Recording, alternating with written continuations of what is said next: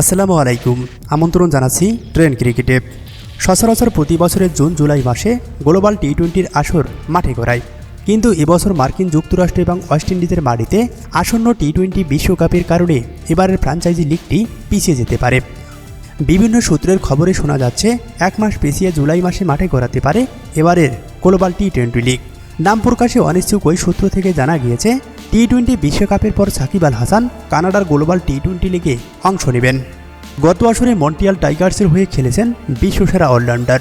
এবার একই ফ্র্যাঞ্চাইজির হয়ে মাঠ মাতানোর কথা বাংলাদেশ জাতীয় দলের সাবেক এই অধিনায়কের। শ্রীলঙ্কার বিপক্ষে ঘরের মাঠে সর্বশেষ ওয়ানডে এবং টি-20 সিরিজে ছিলেন না সাকিব আল হাসান। সিরিজের দ্বিতীয় টেস্টের একাদশে ফেরেন মাগুরার এই ক্রিকেটার।